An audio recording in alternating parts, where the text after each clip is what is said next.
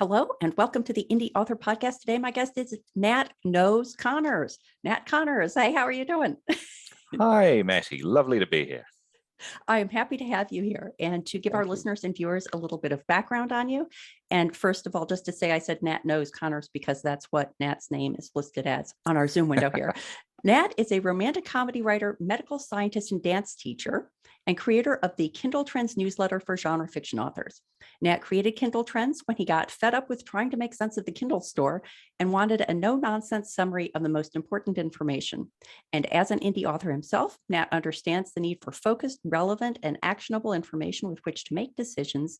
And I think this is actually going to be a really nice companion piece to episode 117, which was tracking sales data and how scribe count can help, which was with Philippa Werner. And that episode, I would say, focused a little bit more on using data to make decisions about one's publishing voyage. But we're specifically going to be talking today with Nat about using data to guide your craft. And so I wanted to start right out because, Nat, in your bio, you talk about the focus on genre fiction authors. So just so we understand the context, how are you defining genre fiction authors? Yeah, that's a really good question, Matty. And I think we could use up the entire hour talking about that. We won't. But when I think of genre fiction authors, I tend to, and this isn't an exclusive definition at all, but I think probably of two things. One, I think of people like myself who write partly for creative fulfillment, but also because they want to use their writing to help pay the bills, bluntly. They want to earn an income from their writing, either part-time or full-time, and they want to do that so they have the creative freedom to live their life the way they want. And so they can also write to some degree things that are creatively fulfilling for themselves. So the first thing I would say as a genre fiction author is that you have a goal, at least, to earn an income, a big one or a small one, doesn't matter, from your writing. The second thing for me, which is a consequence of that, is that you are focused, at least in some part, on what readers want, on what works for them, and what they are enjoying. So I see myself when I'm writing, I see myself as an entertainer first and foremost. I have my own craft and I care about the artistic expression of what I'm doing, but I'm also here to tell a story. I think of myself as a professional storyteller, which, as we know, is a noble craft that has existed for as long as human beings have been gathering around campfires. So that's the thing, I think, is that you are doing this in part as a job, even if you're yet to earn money from it. And the other thing is that you are guided to some degree by your readership. So in a way, I would say every author is a genre fiction author to a greater or lesser degree. I agree with all of that. And I think that what it highlights nicely is the idea that each genre has certain expectations and tropes, and that the data side comes into it when you think about the importance of understanding the expectations and tropes of the readers who enjoy that genre. And I watched an excellent video that you had done that was talking about 4 components of the content that you present to your readers: covers, blurbs, content, and mechanics. And I thought that might be a nice way to frame up our conversation and talk generically about the data that's out there for authors to use, and then also specifically how Kindletrends can help do that. So I wanted to start out with covers.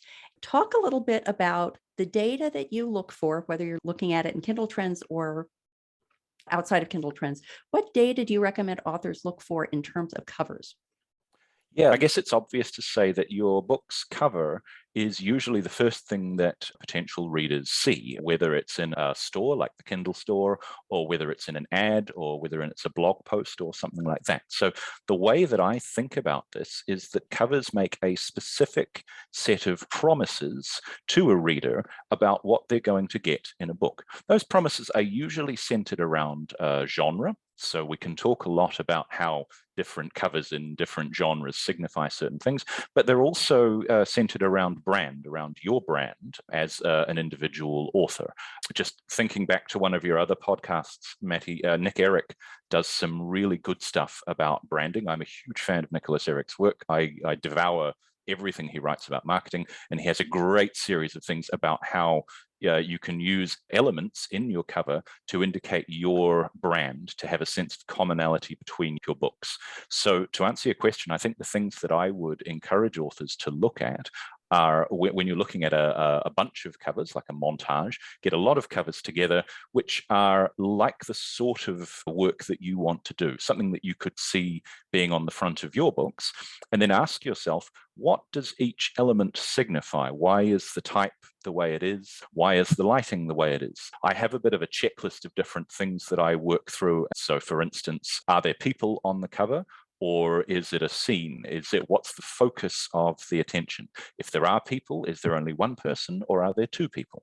Whether there's one or two, can you see people's faces or not? Some genres have very strong trends about whether you see someone's faces. So to use a very obvious example, as I'm sure you know, in mystery or thriller or suspense, typically if there is a figure on the cover, it's generally not one where you can see their face. There are a small number of covers, I think, where that's different. So you'll see a face in half profile or something like that. That's another style for mystery. But often if there's a figure, it's shrouded or looking away from the camera to convey a sense of what's going on, a sense of mystery, you know. By comparison, though, a lot of romance novels will have faces on them, either in sort of extreme close-up, or they'll have two people. A very common trend for romance novels is to have two people's faces and then the title and then a sort of a landscape or something like that. So in sweet romance or in romantic comedy, that's a very common style. Does that sort of help? Yes, it does. In fact, one of the things that I wanted to ask you about was some of the tools that Kindletrends offers to do this. But one of the tools I started recommending to people is to subscribe to the BookBub Daily Feature Deal email for their genre, because there you get a list of 6 or however many books that the good folks at BookBub have decided are going to be appealing to people of that genre. And every once in a while, I'll hit one where those tropes are so obvious. So I believe that I'm probably subscribed to mystery, suspense, thriller. And one time, of the 6 or 7 books in there, almost all of them had a small silhouetted image of a man in black against a background of European capitals building, you know, an identifiable building. And it's so striking. But one of the things I loved about Kindletrends is you make it so you don't have to wait until your BookBub Feature Deal email comes in.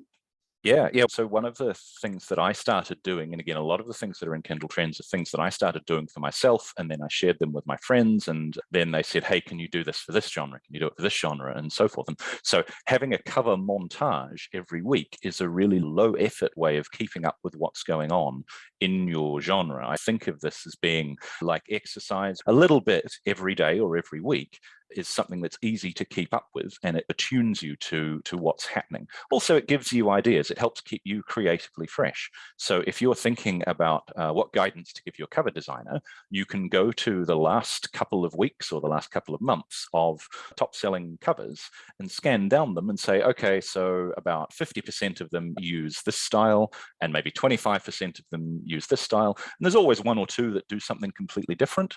And so I'm going to pick out these ones, and I'm going to send them to my cover designer to say, hey, can we blend some of this with my own individual elements? One of the things that I think I want to keep coming back to, Matty, is the idea that being market aware doesn't mean that you are driven by the market kind of slavishly. You don't have to adhere to all genre tropes. You don't have to adhere to all of the standard elements in covers.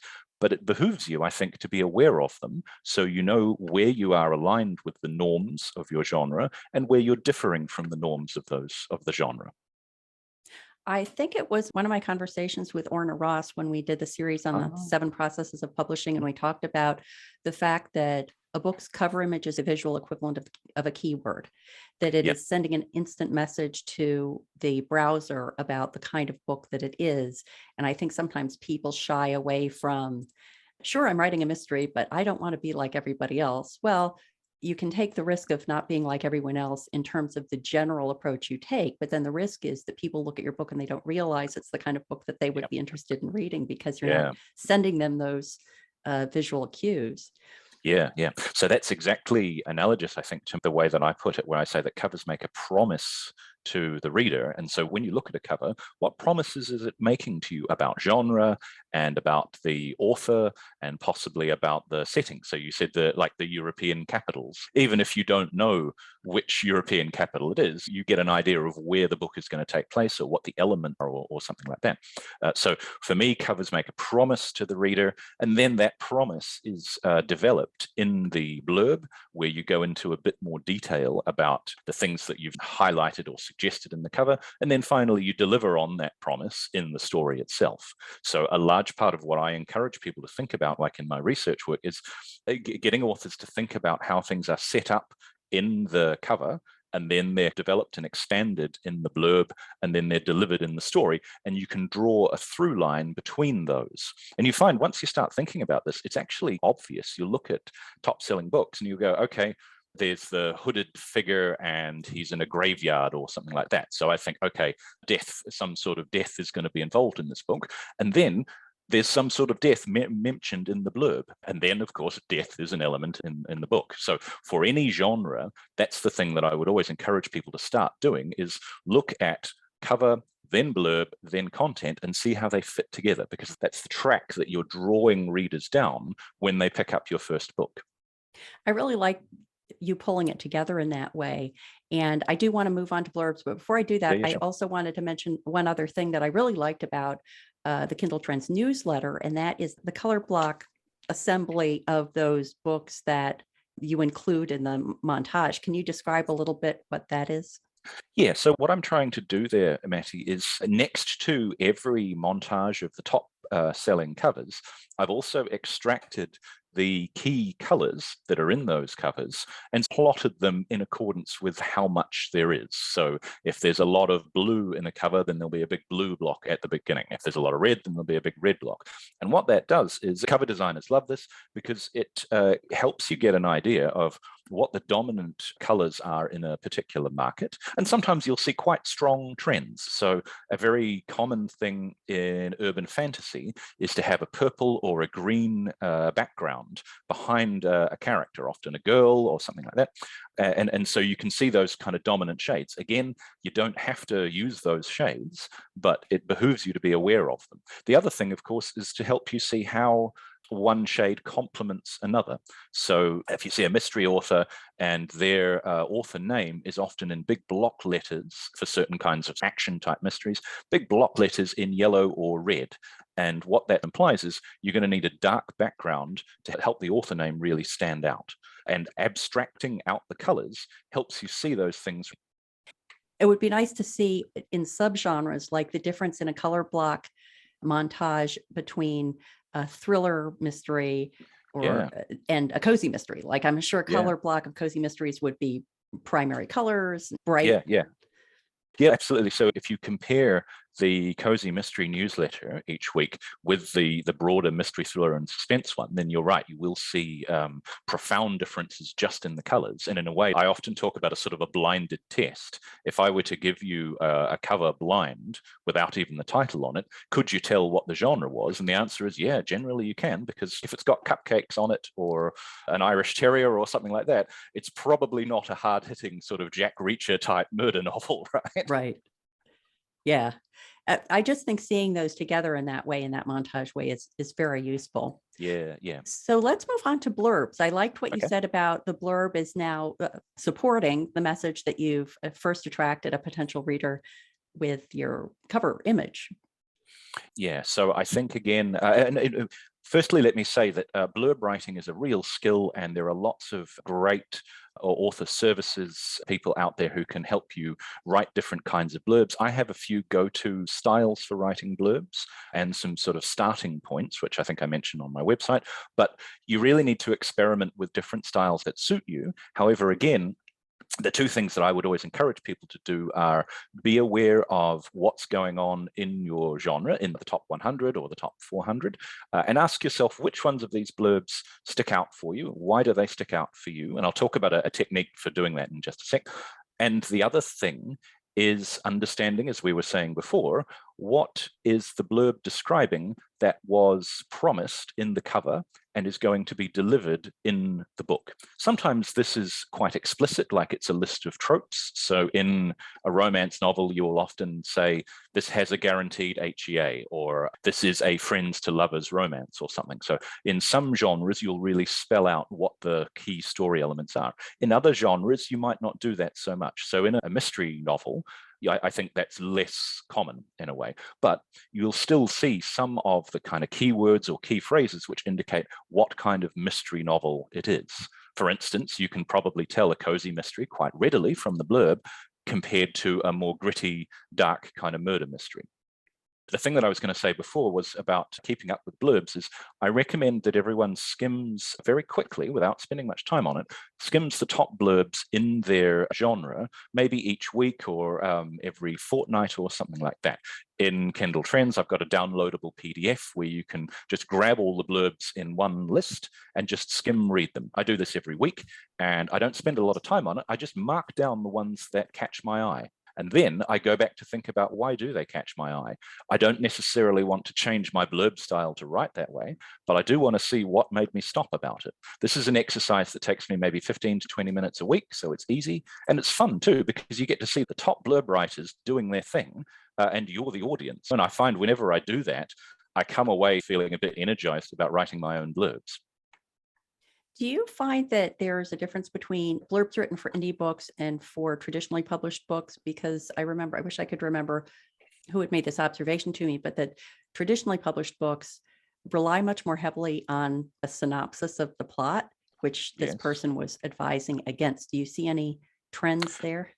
That's an interesting one. I mean, first I would say that, as always, it's different for different genres, but in genres which have a heavy representation of trad books, clearly the covers are often different. Although there are trends for each genre, covers will be often more different, I think, than blurbs. However, I would agree with you that sometimes trad published books will tend to summarize the story or fit it in within the stable of the publishing house itself more than advertising the book directly to the reader.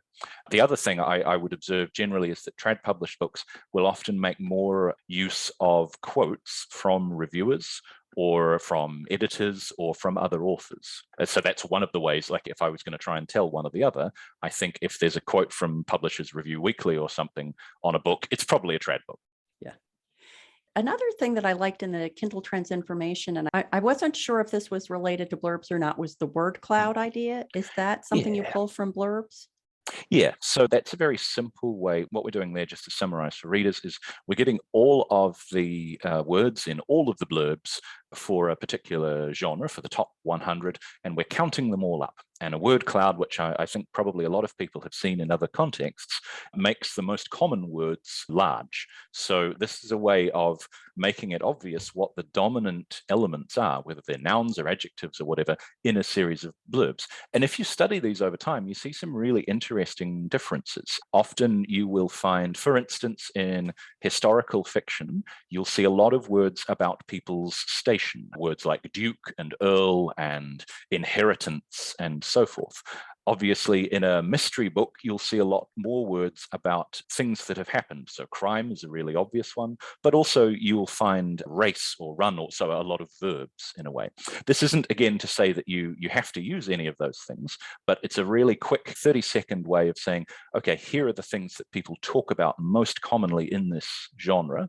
So maybe I should think about, this is what readers are primed for. Maybe that's the way to think about it, is readers are primed for hearing these kinds of words, because these are the words that they hear every day when they go to pick up a book. So I need to think about my blurb in relation to those words. A while ago, I had gone through the exercise of copying the text of my 5- and 4-star reviews on Amazon into a tool that produced a word cloud. And I think that one of the revelations I had was that I write supernatural suspense, and many of the reviews used the word haunted, and I didn't have haunted anywhere in my blurb. So I ended up tweaking my blurb to try to more closely match what the happy readers were saying in their reviews. Yeah, okay. So that clearly is a story element. And I use the term story element quite generally because it could mean themes or tropes or all kinds of things. But that's a story element that is resonating a lot with your readers. And that's a way that they are describing things. And often I'm really aware of the fact that sometimes the way that we see our books as authors and as creators is not the way that readers see them at all. And that's okay. Neither of these things is more important than the other, but it's really helpful to interact with readers and to see what they do and don't like and what resonates with them and what. Obviously, as an author, you have to be a bit careful about that because there's always going to be people for whom your book just really doesn't work, and no one likes getting 1 and 2 star reviews. It's lousy. But you also have to understand if there's something valuable there, you also have to understand it. But your book isn't going to be for everybody, and that's okay. But understanding what really works for your readership and doubling down on it, that's a very satisfying and a very productive thing to do, I think.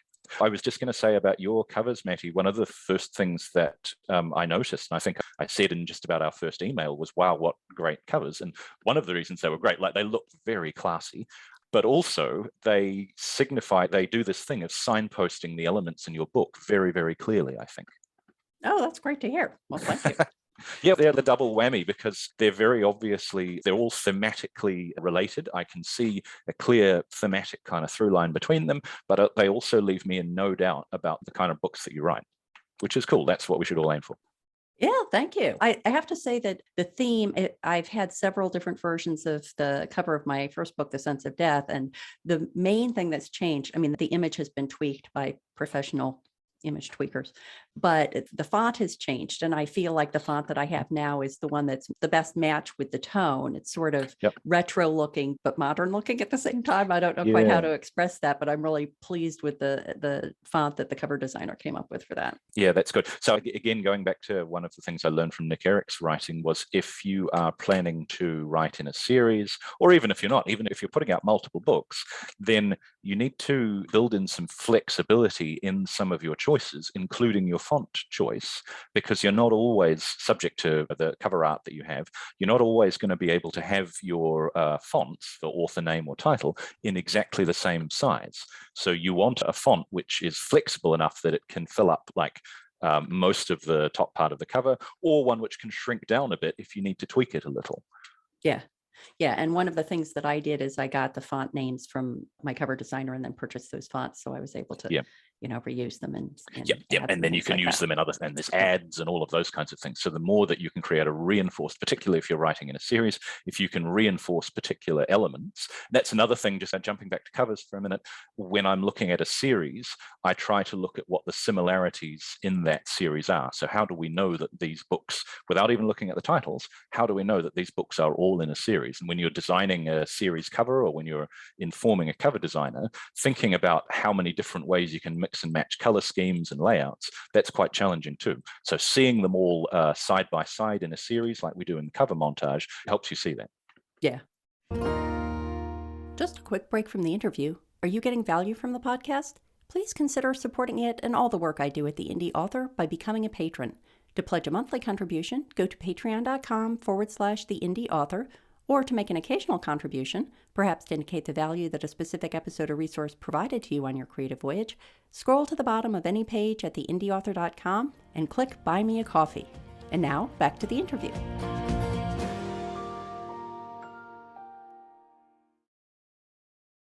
Something you had mentioned made me think of this, and I think this will probably still hold true when we talk about the third element content, but I think it's really apparent with the cover and the blurbs. And that is that we've been talking so far about, your genre, you sign up for the Kindletrends email newsletter, or you sign up for the BookBub daily feature deal email to take a look at what else is going on. And you look for where the disconnects are so that maybe you could consider complying with the expected tropes further. I think the other thing where that can be useful is if you think you're writing noir, and so you subscribe to the noir newsletter, and then everything that's coming across is looking different to you, it could also be that you're not really writing noir, that what you think of as your self-assigned genre may not be the same genre that readers will see. So a disconnect could have two different solutions. One is to change your presentation, and one is to recognize that you're really in a different genre. Yeah. So one of the things that I also encourage people to do is think not just about their genre in a very big picture sense, but, and this is, I guess, kind of obvious, is drill down as much as possible into your sort of subgenre, if you want to call it that, and also into your comp authors. So understand what else are your readers reading. You can do this by looking at the also boughts. If you've got a couple of books out and they're selling, look at the other things that people are buying who have bought your book. And sometimes they'll look very similar to yours, but in the example that you're talking about, Maddie, what you might find is that people are buying your book and they're liking it, but everything else they're buying is really not what you thought it was. And that's interesting. Doesn't mean you're doing anything wrong, but it does mean that something, reader behavior is not what you expect. And I have a freebie thing on my website, which allows people to download the also boughts for their book or another book. It's a Chrome browser extension. And one of the reasons why I do this a lot is because I want to understand what else people are doing after they buy my book or before or whatever, because that tells me a lot about how my positioning is coming across. I hasten to add, though, again, none of this is mandatory. It's about market awareness, not necessarily being at the behest of the market. And I hope that comes across really clearly. Yeah, I think that's a great entree to the third component we were going to talk about, which is content, because I think that for a lot of authors, it's not too hard to sell to tell them that if they're writing a Jack Reacher-like book, they should look at the Jack Reacher covers and see what expectations they're setting. Similarly with a blurb. I think people start pushing back a little more when you get to the content question, and then it becomes, oh, are you selling out because you're writing to market? And I think that's Sure. what you're saying is exactly the response to that, but talk about that a little bit. Yeah, as creative professionals, we have a dual role. If we're genre fiction writers, we want to write things that appeal to people because I see myself as a storyteller, but I also want to be creatively fulfilled. If I don't enjoy what I am writing, it's going to be a very long work day, like a very, very, very long work day. And we all know, like, the one reinforced thing that successful authors always say is that it's quite hard work. You need to spend a lot of time with your posterior in the chair typing. So it's a matter of self-preservation to carry on being creatively fulfilled and to not get stale in your work. And the way that I do that is by understanding what else is in the market and by folding that in to my own creative process and to my own brand. So to go back to what you were saying about writing to market, Matty, I think of writing to market as being a process of understanding what is working for readers and what they're liking, and then reflecting on that and saying, okay, how am I going to make this into Nat Connors' style?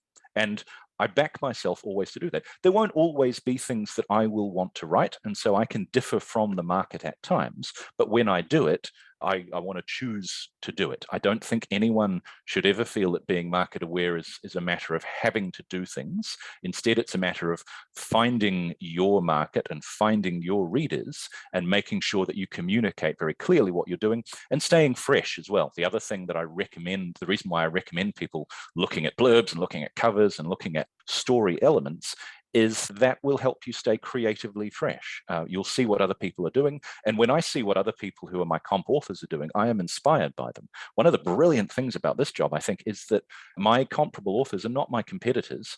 They are my collaborators. The more great books they are writing, the better it is for me, because the more people will be reading books. And what I want is for a lot more people to read a lot more books. So yeah, that's always the thing. People ask me a lot about, does writing to market mean I have to do the same thing as everyone else? No, I think you have to do your own thing for your own sake, but you have to understand who it's for and make sure that they really get it. I hope that helps. Yeah, absolutely. So the fourth component that you talk about is mechanics. And so now we're getting a little bit away from the writing craft and a little bit more into the publishing voyage aspect of this. And I understand that by mechanics, you mean things like release schedule, pricing, things like that. Can you just expand on the mechanics portion? Yeah, exactly. So I invented the term mechanics as a sort of catch-all for everything about the outcome of you releasing your book that isn't actually directly related to covers, blurbs, or content, the stuff that's in the book itself. Those things are things like, as you say, Matty, the frequency with which you release books, the price at which you're releasing them, also your choices about standalone versus series, whether you choose to be in the Kindle Unlimited program or whether you choose to be wide and to sell on a number of different storefronts. Also, how long your books are, those kinds of things. Those things, you're right, they are all publishing adjacent and they're very much part of publishing and marketing, but they do also affect our decisions and they are affected by our context. For instance, if you have limited time to write, then it might take you a long time to write a long series. So you might not want to start off on a 12-book sort of Wheel of Time magnum opus if you've only got an hour a week to write. You might want to start writing something else. That's an extreme example. Or if you see yourself as being a writer in a genre which is heavily trad focused, then you want to maybe consider pitching to trad publishers or understanding what's in the trad market at that point. So the thing I often say is those things won't make or break your book, but they will make it more or less successful. So you could write a brilliant book with a killer cover and a kick-ass blurb, but if it's not at the right price point, or if it's twice as long or half the length as reader expectations, it's maybe not going to have the impact in the market that you would like it to. That's why I think those things are important. It is interesting that the data that you can get from, I spoke about this with Philippa Werner when we talked about scribe count, and I think the same is true of any source like Kindletrends where you're getting this data. And I think that the question is always, now I have the data, what do I do with it? So Sure. In the mechanics realm, there's great information about the spread of the price of books. So many were at $2.99, so many were at $3.99, so many were at $4.99. And this is something that's of interest to me because I recently set up the price of my ebooks from $4.99 to $5.99. So I saw that I think that the $5.99 books represented like 9% of the pool of books that were being assessed. But then I think, is that good? Is it bad? Is it neither good nor bad? What should I do? What should I do on the basis of that information? Yeah, that's a very good question. I think the most important thing to do is when you're just taking pricing as a decision, try to see if there is a meaningful difference between books in your genre, relevant ones, at one price point and at another. So maybe the $5.99 books hypothetically are all in a series, and maybe that's one of the reasons why they're priced. Maybe they're the second and subsequent ones in a series, or maybe they're a lot longer, or maybe they're not. So if I were to advise someone on making pricing decisions, I would say, go look at, if you want to think about pricing at $5.99, filter in the spreadsheet or wherever, buy the books which are $5.99 and say, is there anything specific about them which kind of segregates them from the other books? If there isn't, you could maybe just give it a go. If there is, then you need to evaluate your books relative to them. Again, that doesn't mean that you have to do what everyone else does, but it does mean that's a reader expectation. So maybe if all the $5.99 books are 100K, 140K, 140,000 words or so, maybe that's a reader expectation of a book at that price point. If your book is only 50,000 words and you price it at that much, maybe that's not going to be what readers are expecting. And so we see these things changing also over time. So I would recommend for all authors that they keep an eye on pricing trends in their genre and subgenre and try and update their own prices to take account of that. One of the things that I'd like to do is to look at the difference between first in series and subsequent books, because we know that a common pricing strategy is to have a lower price like 99 cents or $2.99 for a first in series to encourage people to start reading, and then put the prices up. So I'd like to see where that does happen and to help people separate that out as well.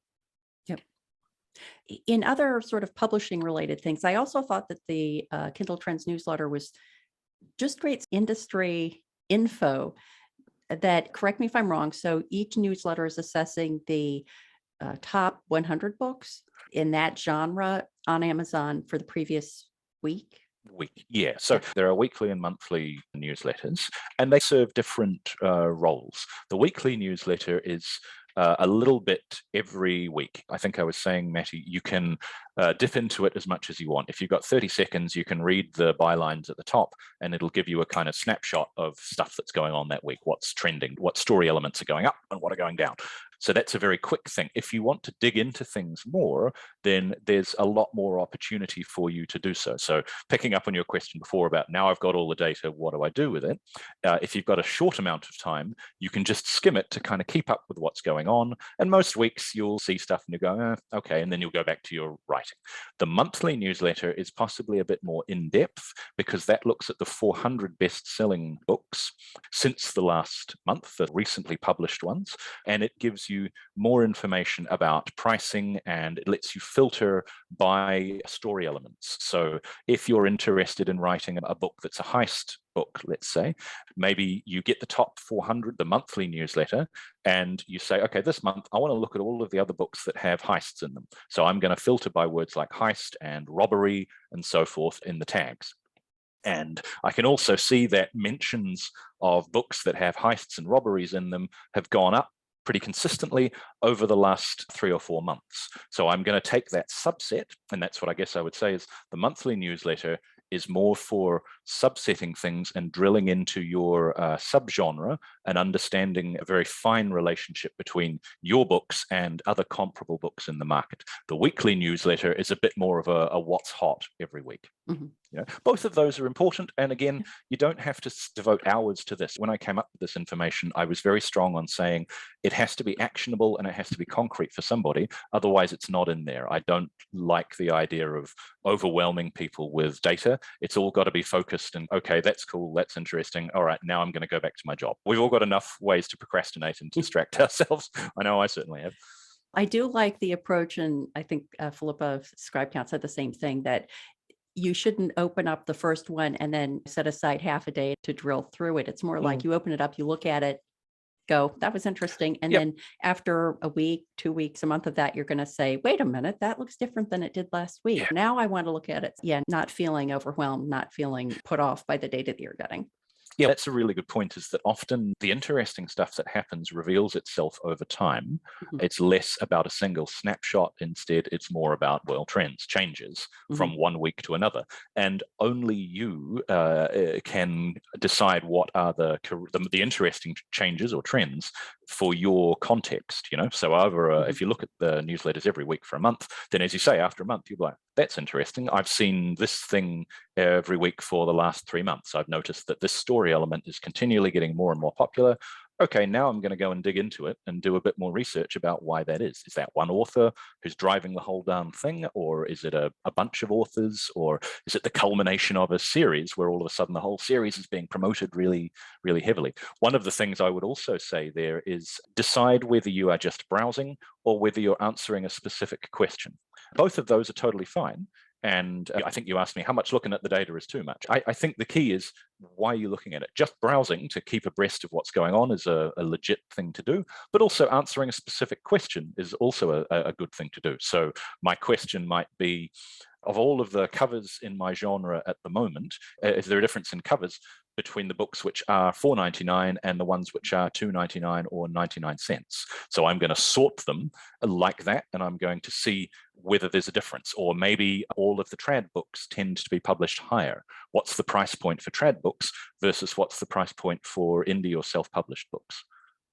Yeah, I think that a cool way to use that would be, and I think that this is less of an issue than it would have been, I don't know, 5 years ago. But if you open up the books that are most similar to you from a data point of view, you're looking at the books in your genre, let's say at the price point you have yours set.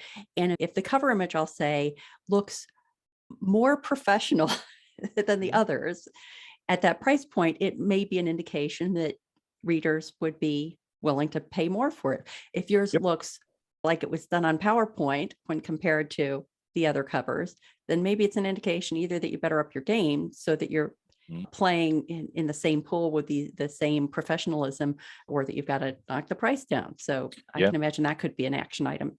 as well. Yeah, that's very true. The question I always ask, what message are you sending to readers with your cover and with your blurb? And every message is okay. There's nothing that you have to do. And I would never suggest to people outright that you have to spend X amount on a cover, because I don't think that's true at all. But if you're in particular genres, then it behooves you to understand what's the norm for that genre and what readers' expectations are. And if you differ from those expectations, then it's good that you know about it. For instance, paranormal romance is an area where that's quite a competitive genre. And so a lot of the covers, if you look at the top 100, they are very professionally done and they're quite ornate. There's quite a lot going on there. So if you wanted to get into that genre, you need to be aware of that. You could do something else. You could have a very sparse cover and it would be very different, but you'd have to be aware that you were striking out on your own.